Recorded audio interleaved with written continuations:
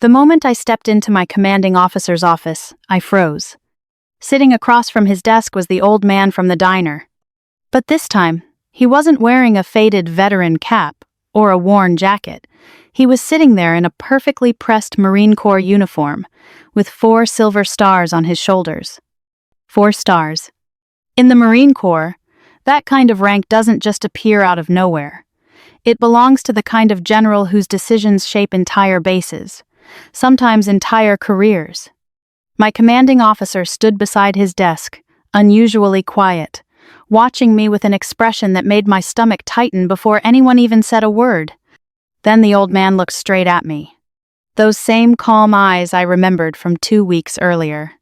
And then he said my name. Corporal Parker. Hearing your name spoken by a 4-star general is something you don't forget.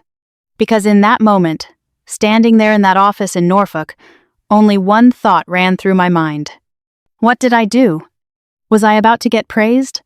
Or was my career about to end before it really even started?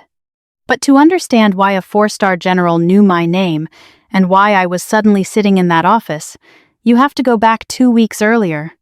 Back to a small diner outside Norfolk. And a rainy Tuesday night that seemed completely ordinary at the time. Back to a rainy Tuesday evening 2 weeks earlier. It had been one of those long days on base that seemed to stretch forever. The kind where every task takes twice as long as it should, and every Marine looks like they're running on fumes. I had spent most of the afternoon buried in logistics reports, inventory checks, and equipment inspections that never seem to end when you're the one responsible for signing off on them.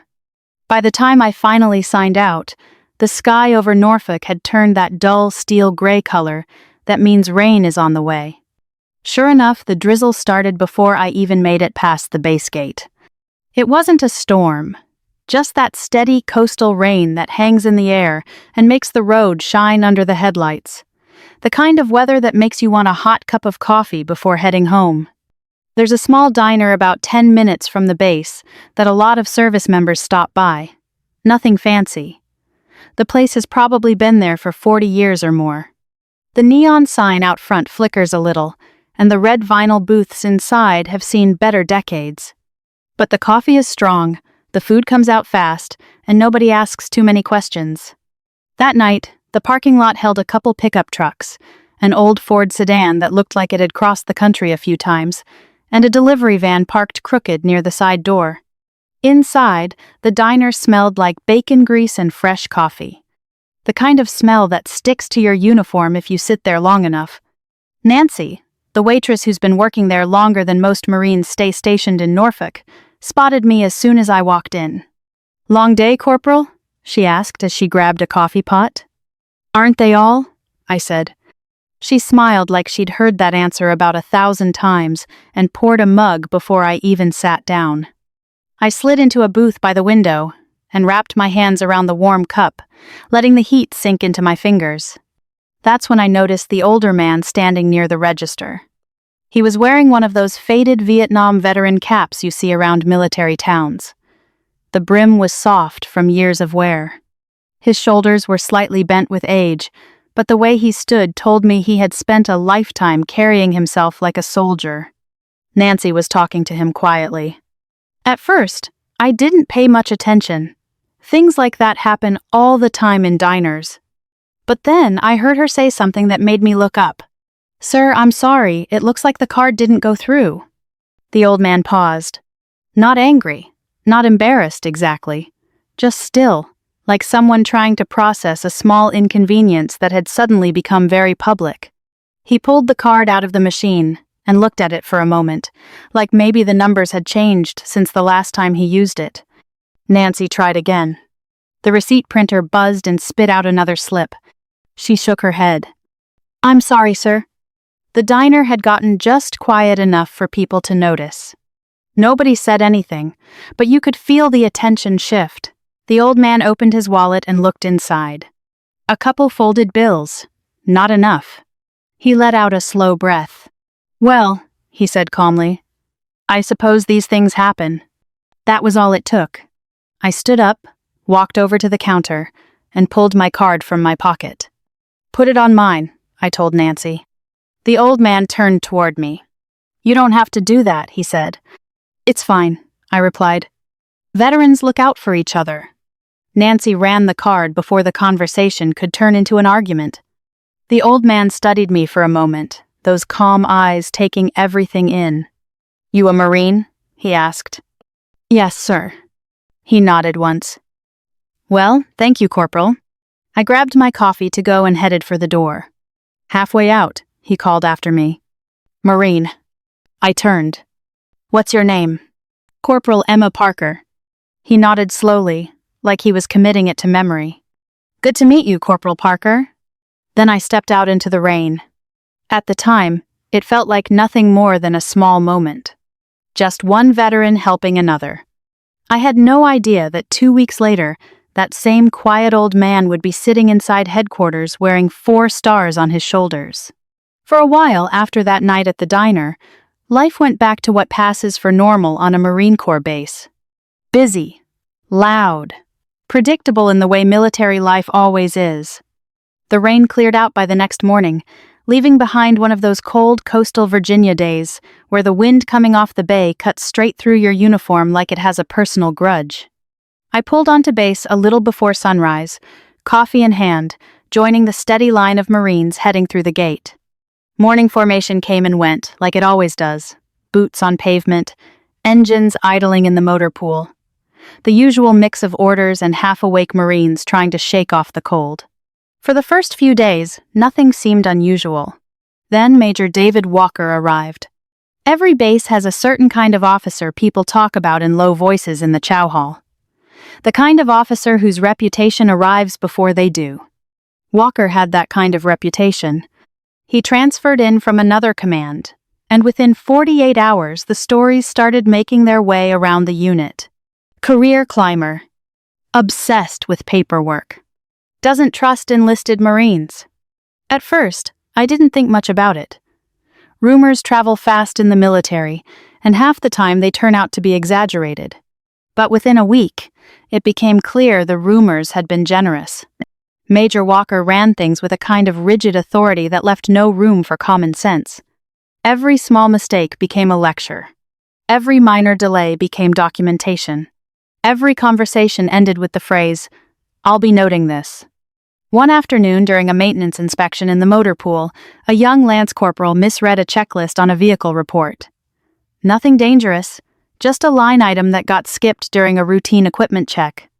The kind of thing most leaders correct with a quiet conversation. Walker stopped the entire inspection.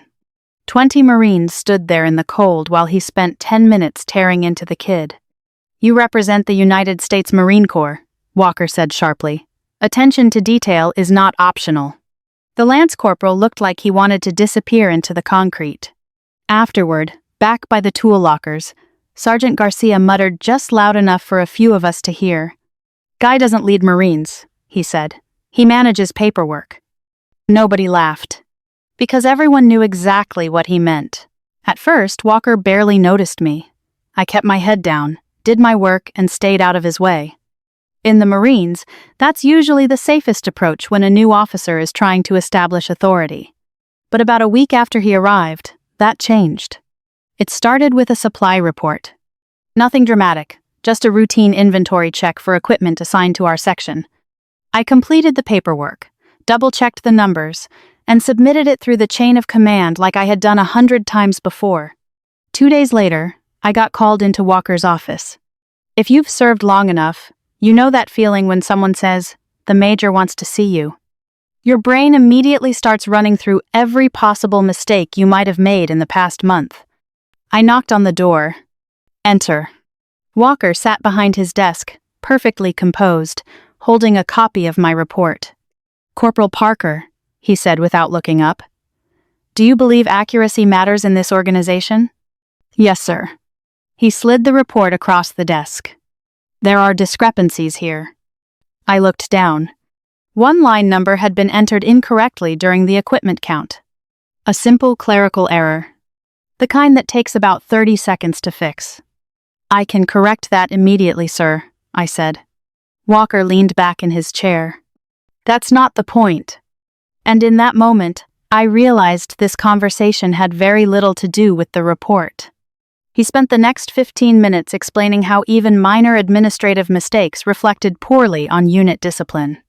His voice stayed calm the entire time, which somehow made it worse. Finally, he said the words that made my stomach drop. "I'll be placing a note in your record." All of that, over a numbering typo. I left his office with a strange feeling I couldn't quite shake. Like I had just stepped onto someone's radar. And in the Marine Corps, that's rarely a good place to be. For the next several days after that meeting, things didn't explode the way you might expect. There were no shouting matches, no dramatic confrontations. Major Walker didn't suddenly start targeting me openly. Instead, it was something quieter and in some ways worse. Extra inspections. More paperwork. Small tasks that somehow always landed on my desk instead of someone else's. None of it was big enough to file a complaint about, but if you've been in the Marines long enough, you recognize when someone is slowly tightening the screws. One afternoon in the motor pool, Sergeant Garcia pulled me aside while we were checking equipment logs. "You all right, Parker?" he asked. "Fine, Sergeant," I said. He looked at me for a second longer than usual. "You're on Walker's list." "What list?" "The list of Marines he thinks need extra supervision." I let out a quiet sigh. "Great." Garcia shook his head. "Don't take it personal. Guy's been doing this everywhere he goes." "Why does command allow it?" I asked. He gave a dry little laugh. "Because on paper he looks perfect." That stuck with me. Some officers know exactly how far they can push things without crossing a line that gets them into trouble. Walker never yelled, never lost his temper. Everything he did looked perfectly professional. But paperwork can bury a career faster than shouting ever could. By the end of the second week, the atmosphere around the unit had changed. You could feel it in the motor pool. Marines stopped joking as much. People double-checked every report 3 times before submitting it. Nobody wanted to end up on Walker's radar. Then Thursday morning came. Cold and clear. One of those sharp coastal mornings where the air smells like salt and the wind coming off the water bites at your face. I had just finished the morning equipment checks when Sergeant Garcia walked toward me again. This time his expression was different. More serious. "Parker," he said quietly. "Yes, Sergeant?" "Headquarters just called." My stomach tightened immediately. "What about?" "You're ordered to report." Those 3 words always carry weight in the military. Ordered to report. It means someone higher up the chain wants to see you, and usually not for something pleasant. "Did they say why?" I asked. "No." That was the worst possible answer. As I walked across the base toward the administrative building, my mind started running through every report, every inspection, every conversation I'd had with Major Walker over the past 2 weeks. Had he escalated something? Filed a formal complaint? Career-ending paperwork rarely starts with a dramatic confrontation. Most of the time, it starts with a quiet meeting behind a closed door. The headquarters building sat near the center of the base, a clean brick structure with the American flag snapping sharply in the wind above it. Inside, everything smelled faintly of floor polish and old paper. The receptionist looked up when I stepped in. "Corporal Parker?" "Yes, ma'am." She nodded toward the hallway. "Go right in." I walked down the corridor, my boots echoing against the tile floor. Each step felt a little louder than the last. When I reached the office door, I paused for half a second, just long enough to take a breath. Then I knocked. "Enter." I opened the door and stepped inside. My commanding officer stood beside his desk. And sitting calmly in the chair across from him was the old man from the diner. Only this time he wasn't wearing a faded veteran cap. He was wearing a perfectly pressed Marine Corps dress uniform. And on his shoulders were 4 silver stars. For a moment, my brain simply refused to process what I was looking at. 2 weeks earlier, that same man had been standing at a diner counter with a declined credit card and a faded Vietnam veteran cap. Now he was sitting calmly in my commanding officer's office, wearing a Marine Corps dress uniform covered in ribbons, and 4 silver stars on his shoulders. 4 stars. The kind of rank you don't accidentally run into. I snapped to attention before my mind fully caught up. "Corporal Emma Parker reporting as ordered, sir." The general studied me for a second, his expression calm, almost thoughtful. Then he gave a small nod. "At ease, Corporal." I relaxed slightly, though my heart was still beating harder than usual. My commanding officer gestured toward the chair across from the general. "Have a seat, Parker." That alone was unusual. Junior enlisted Marines don't normally sit down during meetings with 4-star generals. But I did as I was told. The general leaned back in the chair and looked at me with those same quiet eyes I remembered from the diner. "Corporal Parker," he said. "Yes, sir." "Do you recognize me?" There didn't seem to be any point pretending otherwise. "Yes, sir." "And where from?" "The diner outside Norfolk, sir." A faint smile crossed his face. "That's correct." My commanding officer spoke next, as if confirming what my brain had already figured out. "General Richard Coleman." The name landed immediately. Coleman wasn't just another senior officer. He was a legend in the Marine Corps. 35 years of service. Multiple combat commands. The kind of leader whose speeches get quoted in leadership classes at Quantico. And 2 weeks earlier I had bought him breakfast. The general tilted his head slightly. "You left rather quickly that evening." "Yes, sir." "Why?" The question caught me off guard. I shrugged slightly. "It didn't seem like a big deal, sir." His eyebrows lifted just a little. "Buying a stranger dinner isn't a big deal?" "No, sir." "Why not?" I took a breath before answering. "Because he was a veteran, sir." The general held my gaze for a moment. "And that was enough?" "Yes, sir." He nodded slowly, almost as if confirming something to himself. "That tells me a great deal." Then he reached down and picked up a thin folder from the desk. "You see, Corporal," he continued, "I travel to several Marine Corps bases every year." He tapped the folder lightly. "Sometimes officially, and sometimes quietly." I listened carefully. "When Marines know a general is visiting," he said, "everything changes." I nodded slightly. "Yes, sir." The floors get polished twice. The reports become perfect. Every officer suddenly has excellent answers. A small smile touched the corner of his mouth. "But that doesn't tell you how a unit really operates." He opened the folder and glanced at the documents inside. "So every now and then," he continued, "I visit bases without making much noise about it." The realization began to settle in. "You were observing the base, sir." "In a manner of speaking." He closed the folder again and rested his hands calmly on the desk. "The diner was not part of that plan," he added. For the first time since walking into the room, I allowed myself a small smile. "Yes, sir."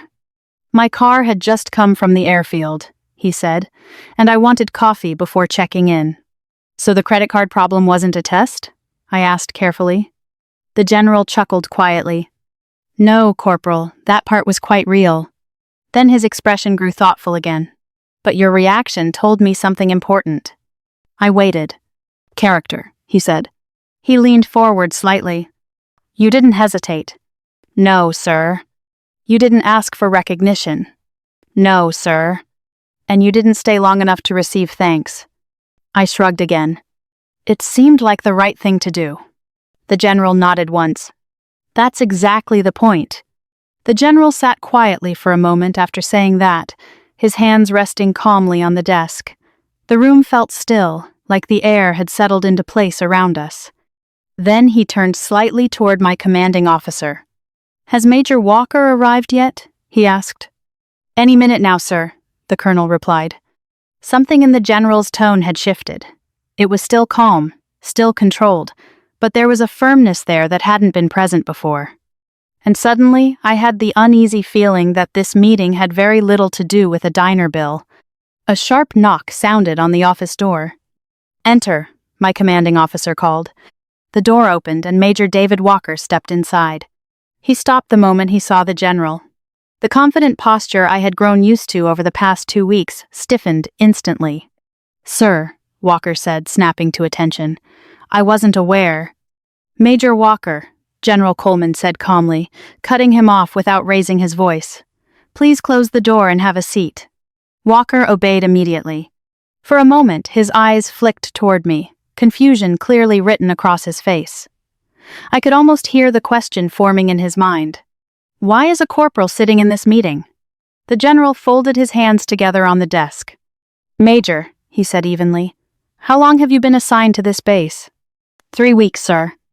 And prior to that? Camp Pendleton, sir. Coleman nodded slowly. I see. He opened the folder in front of him and slid one of the papers across the desk. Walker picked it up. Even from where I sat, I recognized it instantly.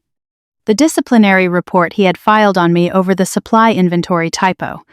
Do you recall filing this? The general asked. Yes, sir. Explain the situation. Walker straightened slightly in his chair. There was a documentation discrepancy in a logistics report, sir. I believed corrective action was necessary. The general leaned back slightly. Corrective action, he repeated. Yes, sir. Coleman tapped the desk lightly with one finger. Did you speak with Corporal Parker before filing this report? Walker hesitated. No, sir. Did you confirm whether the discrepancy affected operational readiness? No, sir. The general nodded once. Interesting. The room grew quiet again. Outside the window, I could see Marines moving across the courtyard between buildings, their boots crunching on gravel. Inside the office, the atmosphere had shifted completely. Coleman turned another page inside the folder. Major Walker, he continued calmly, during my visit to this base, I took the opportunity to speak with several Marines across different sections. Walker remained silent. I also reviewed administrative records from the past 3 weeks. He slid several additional papers across the desk. Walker picked them up. As he read them, I could see something change in his expression. Not panic. But the confidence he usually carried began to drain away. The general spoke again. I see 6 disciplinary reports filed against junior Marines in your first 3 weeks of command. Walker cleared his throat. Yes, sir. 4 additional written warnings. Yes, sir. Is this your standard leadership approach? Walker shifted slightly. Maintaining discipline is essential, sir. Coleman nodded slowly. That's true. Then he leaned forward just a little. But discipline must be fair. His voice never rose. But the words landed in the room like weight. In several of these cases, he continued, tapping one of the reports, the alleged errors were administrative mistakes that could have been corrected with a simple conversation. Walker said nothing. Coleman studied him carefully.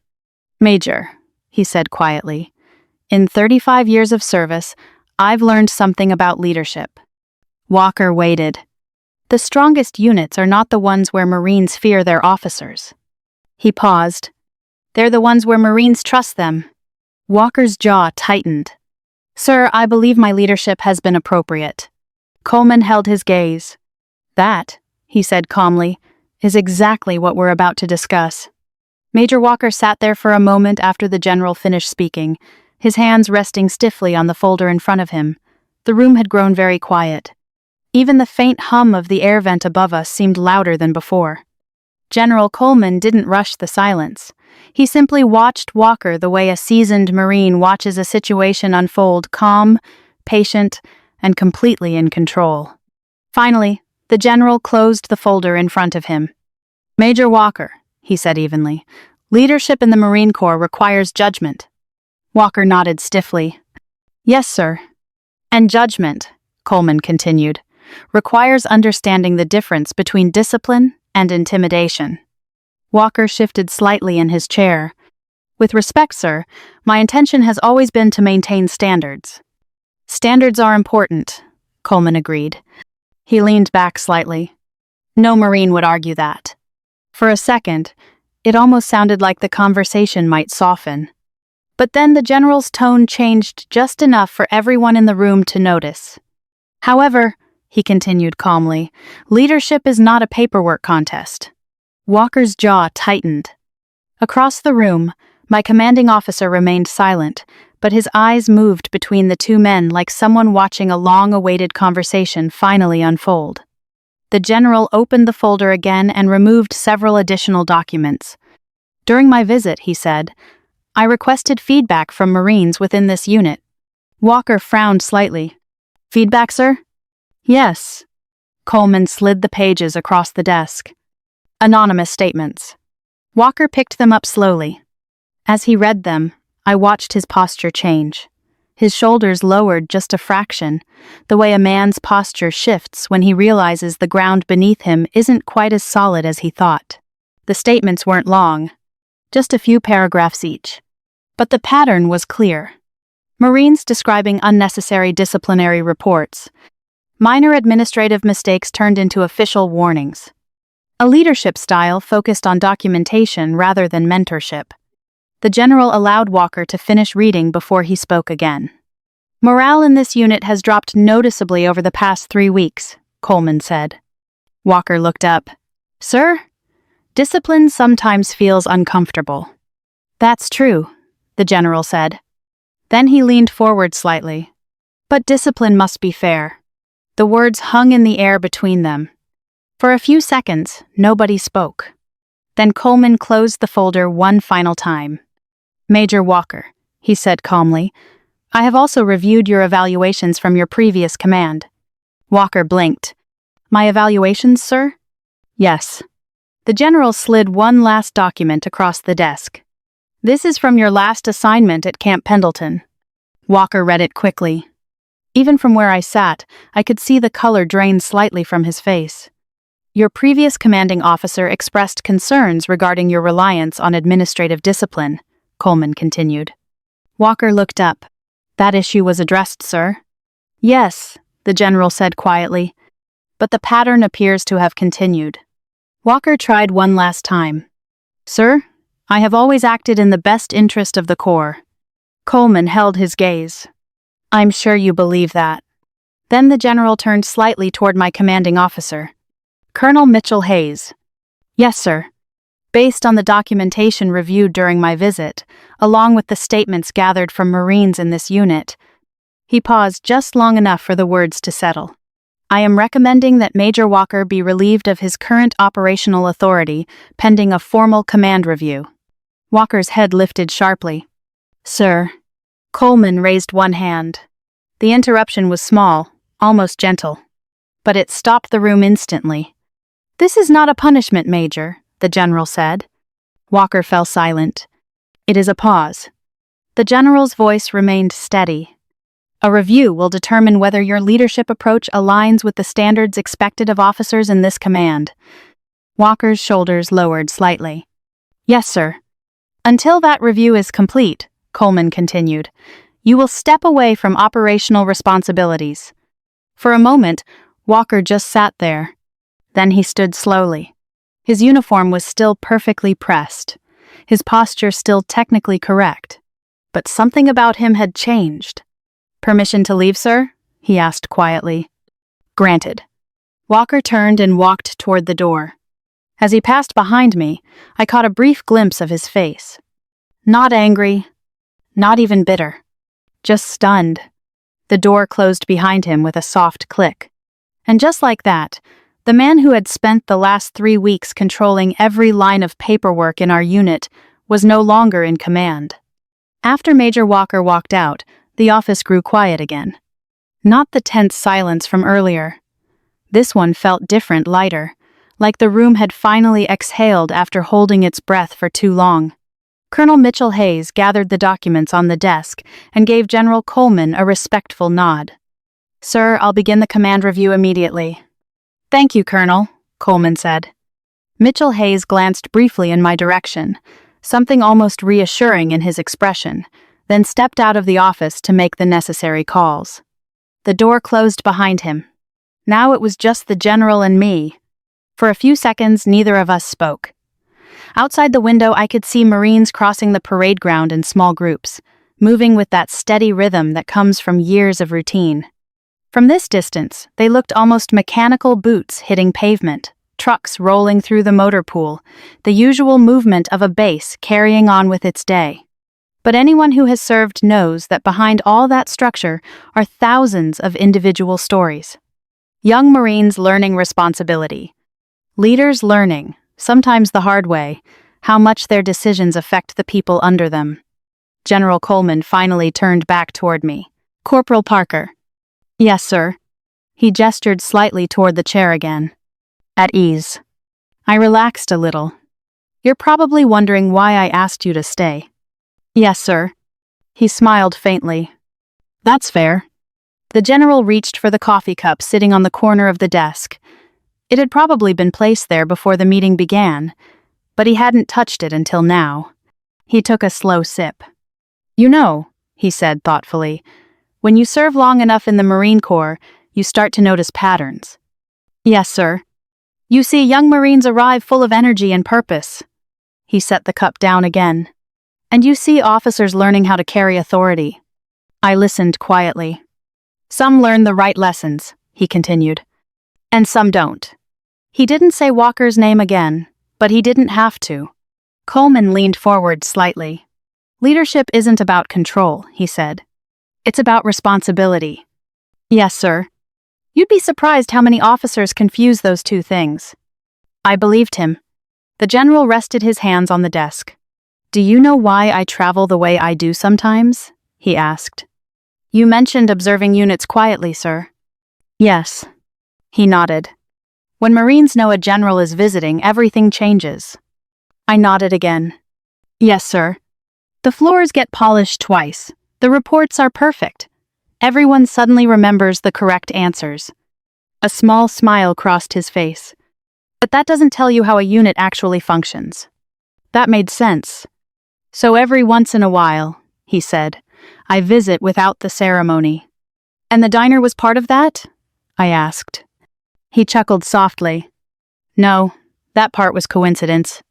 He tapped the desk lightly. My car had just come from the airfield and I wanted coffee before checking in. So the credit card issue wasn't a test? No, Corporal, he said with a quiet laugh. That part was very real.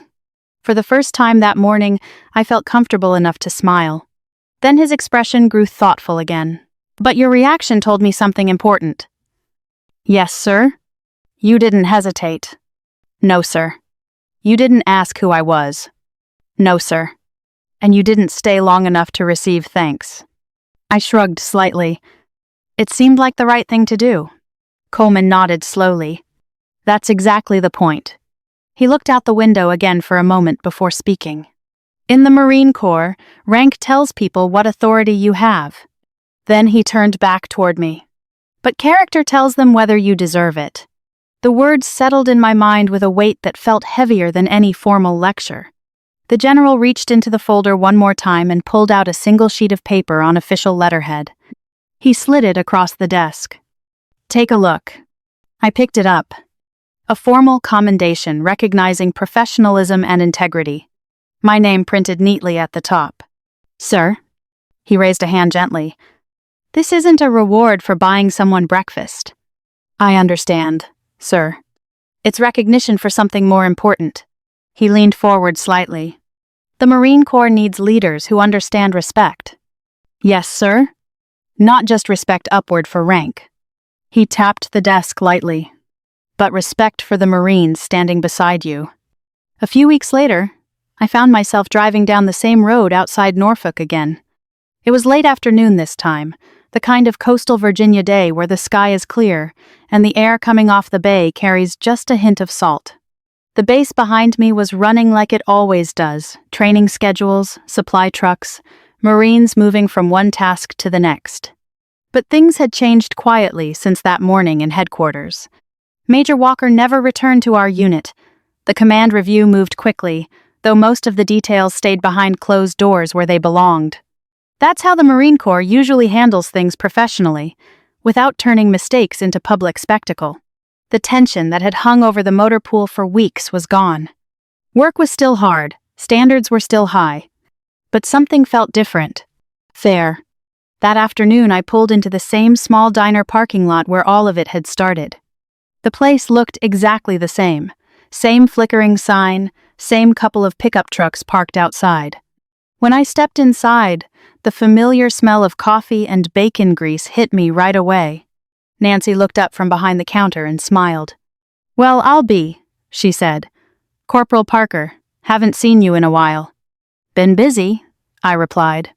She poured a cup of coffee and set it down in front of me. You know, she said, leaning slightly on the counter.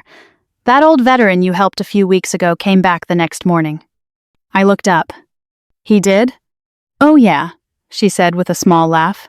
Sat right there at the counter. What happened? Nancy grinned. He paid for every Marine's breakfast that walked through that door that morning. I smiled into the steam rising from my coffee. That sounded exactly like General Coleman. Quiet. Simple. Respectful. And sitting there in that little diner again, I realized something. In the Marine Corps, leadership isn't just about rank on your shoulders. Sometimes it's about the small things you do when nobody important seems to be watching. Stories like this remind us that character is often revealed in the smallest moments. A simple act of kindness, buying someone a meal, offering help without expecting recognition, can say more about who we are than any title or position we hold. In life, authority may come from rank, money, or success, but respect is earned through integrity and fairness. True leadership, whether in the military, the workplace, or a family, is not about control but about responsibility toward others. The lesson is simple. Do the right thing even when no one seems to be watching, because those quiet choices shape both your reputation and the world around you.